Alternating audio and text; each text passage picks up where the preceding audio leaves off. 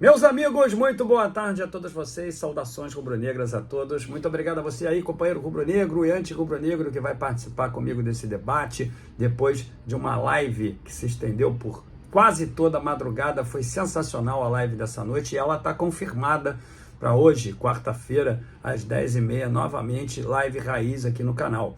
Quero pedir a você, primeiramente, para se inscrever no canal, para deixar o like no vídeo e, principalmente, para você deixar o teu comentário. Isso, deixa o teu comentário, porque eu vou lê-lo, quero saber a tua opinião sobre o que eu vou falar aqui. Eu leio todos os comentários. Tem também ali na descrição um link para você baixar o OneFootball, que é o melhor aplicativo que você vai encontrar à tua disposição na internet, que verse sobre futebol. Tem para Android e iOS gratuito, não vai pesar em nada no seu celular. O que vai pesar ali é o conteúdo que você vai angariar, que é vasto. Tenho certeza que você vai gostar. É o seguinte, meus amigos, eu quero aqui fazer um resumo com análise do que está acontecendo com o Flamengo de maneira atualizada. São boas notícias e mais notícias. Vamos começar primeiro com as más notícias, sempre com a informação provida de análise. O Flamengo vai ter 8 desfalques para o jogo de quarta-feira, aliás, de quinta-feira amanhã, muito provavelmente contra o Bragantino, que por si só já é um jogo bastante difícil. O Flamengo tem um retrospecto de negatividade quando joga lá em Bragança Paulista. Por que isso acontece? Isso acontece, às vezes, até por desconcentração. O time do Flamengo está ganhando o jogo e leva um empate na medida em que se desconcentra, que acredita que o jogo já esteja ganho. O time do Bragantino, jogando lá em Bragança Paulista, é sempre muito perigoso para o Flamengo, é sempre um jogo bastante difícil. Eu quero te lembrar aí, companheiro rubro-negro, que nós estamos numa espiral de positividade.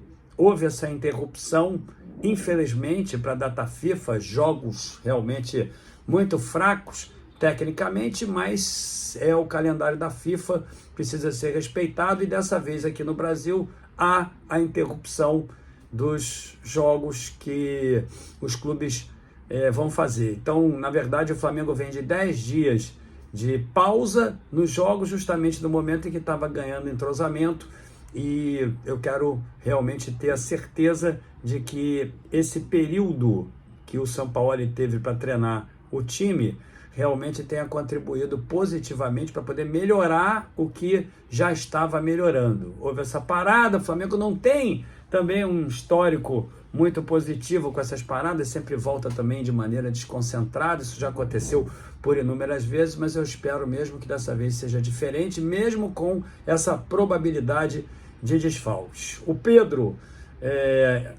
e o Ayrton Lucas, que vem da seleção brasileira, vão ser avaliados. Existe o Varela também, né, que é um desfalque que talvez não seja tão importante, porque é reserva. O Vidal pela seleção chilena, né, nós sabemos que o Vidal também não vem jogando, mas entra eventualmente, também jogou pelo Chile. O problema todo aí é o Pulgar, né, porque o Pulgar de fato é titular, e o Pulgar também estava participando, vamos falar assim, dessa excursão do time chileno. Nós temos as contusões realmente um pouco mais delicadas, que é o Matheus França, que já é desfalque certo, o Gabigol, que vai fazer os testes para saber se vai poder entrar ou não na tarde de hoje, na quarta-feira, e nós temos ali o Mateuzinho, que já é uma contusão que de fato nós já sabíamos, ele está em processo de recuperação.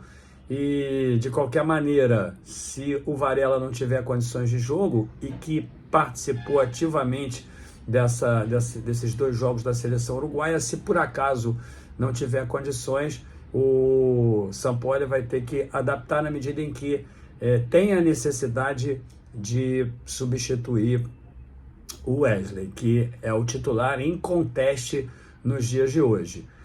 Sendo assim, meus amigos, a probabilidade do Flamengo jogar com 3 zagueiros, ela é realmente muito grande no jogo de quinta-feira. O Sampaoli tem sempre essa formação, E, de uma certa forma, o Flamengo tem se apresentado dentro de campo com essa formação, eu diria, melhor do que na época do Vitor Pereira. No entanto, a participação do Pulgar dentro desse esquema e do Thiago Maia, do entrosamento que os dois realizaram, realmente é muito importante. E aí, quando você joga com esses 3 zagueiros, o Flamengo precisa ter 2 alas. E finalmente, depois de muito tempo, encontrou a melhor forma de ser escalado com o Wesley, né, que ataca e defende, assim como também o Ayrton Lucas, que tem aparecido muito bem, como apareceu muito bem na seleção brasileira, apesar de ter recebido algumas críticas no jogo de ontem dos analistas, dos comentaristas da televisão, em torno da sua capacidade defensiva, porque a sua capacidade ofensiva é inconteste. Muito importante lembrar que no esquema com 3 zagueiros, o Flamengo tem que ter, qualquer time tem que ter 2 alas, ao invés de zagueiros laterais, que se posicionam na segunda linha. Eles atacam e defendem pelas beiradas, portanto, precisam ser jovens e com um pulmão realmente muito acelerado. Então, essa daí seria a má notícia do jogo contra o Bragantino. O Flamengo se recuperou no Campeonato Brasileiro, está a 5 pontos do líder, e se tiver 2 resultados positivos, e são 2 jogos difíceis, um contra o Bragantino e o outro contra o Santos, no domingo também fora de casa, lá na Vila Belmiro, tabela amarga depois desse recesso para o Flamengo. Se tiver, o Flamengo vai conseguir encostar, então, naqueles que estão na liderança do campeonato. Sempre muito importante se manter competitivo. Bom, uma outra notícia aí que surpreendeu bastante foi o Sampaoli dando uma declaração de que quer o Santos no elenco, o goleiro Santos. O Atlético do Paraná, ou melhor, não sei nem se foi um posicionamento do Atlético do Paraná, mas a verdade é que, com a possibilidade cada vez maior da venda do goleiro deles, o Bento, o Flamengo comprou o goleiro errado. O Flamengo devia ter comprado o Bento, que é excelente goleiro. Aliás, o Atlético do Paraná realmente tem a fama, tem a notoriedade de produzir grandes goleiros. E o Bento é outro grande goleiro. A grande questão aí é que o Flamengo trouxe o goleiro equivocado. Devia ter comprado o Bento. Anteriormente, a análise de desempenho talvez não o tenha mapeado, e o produto disso é que trouxeram o Santos, e o Santos não foi bem aqui no Flamengo.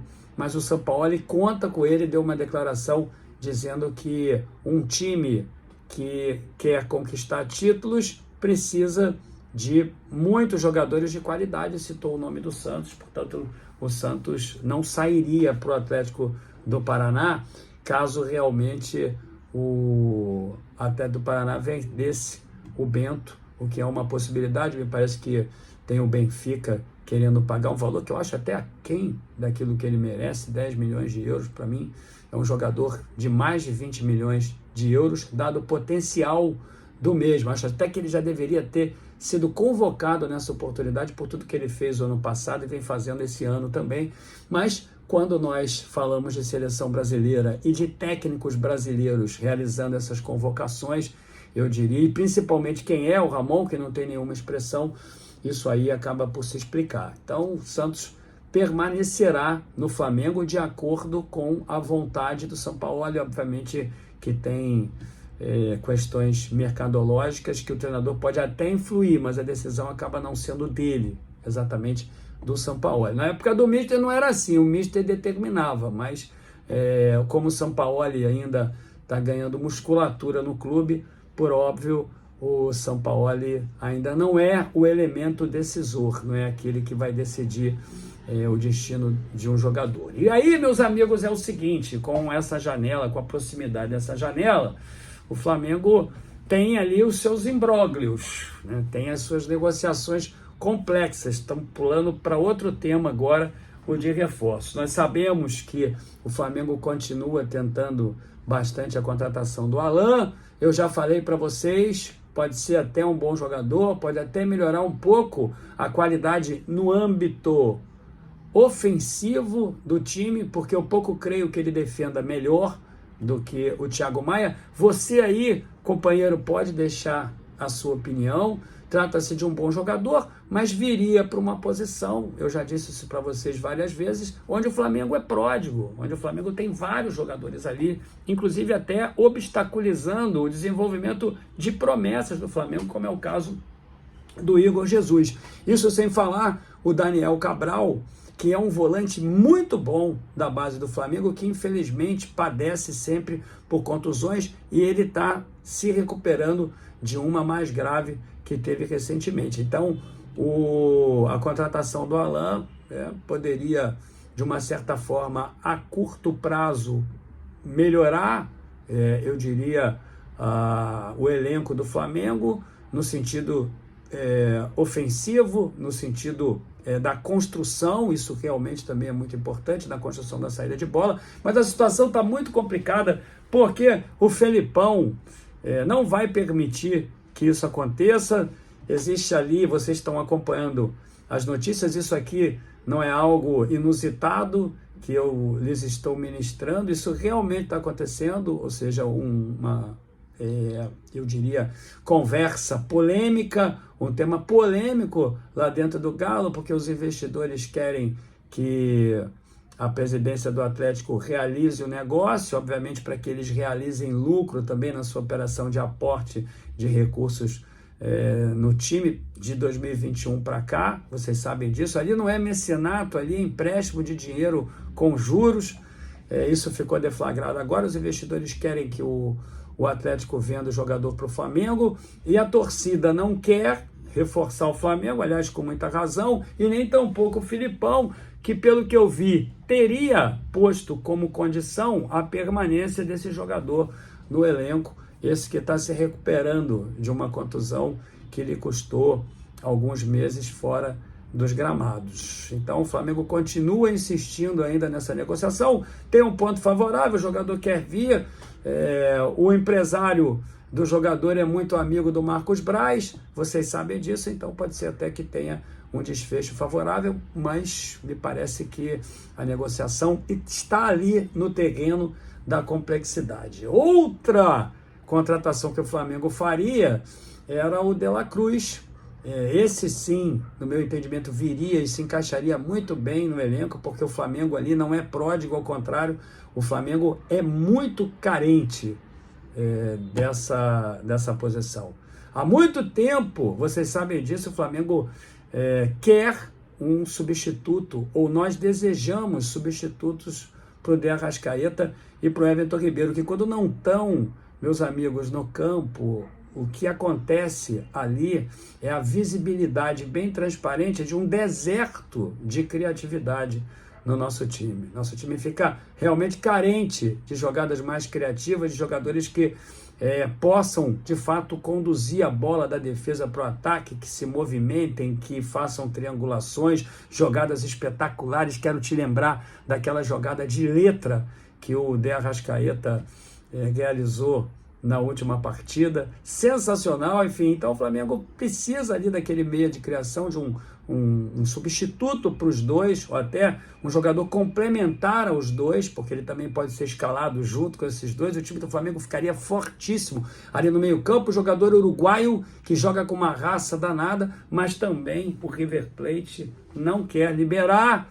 Tem a possibilidade muito concreta deles se classificarem para as oitavas de final. É só vencer o Strongest, que é uma equipe que, sinceramente, nessas condições, no meu entendimento, não vai oferecer muita resistência ao River Plate, dentro do Monumental, reformado, inclusive, que se transformou agora num caldeirão. Recentemente, um amigo tricolor esteve lá no estádio para assistir o jogo do Fluminense, esse jogo do Fluminense contra o River Plate, e o que aconteceu ali é que ele falou realmente: Gil, existe uma diferença muito grande entre o Monumental antigo e o de agora, é um caldeirão realmente aquele estádio, então acho que não deve oferecer, e aí a situação vai ficar ainda mais complexa, porque o River já está oferecendo muito dinheiro, e aí a vantagem realmente é que o jogador quer vir.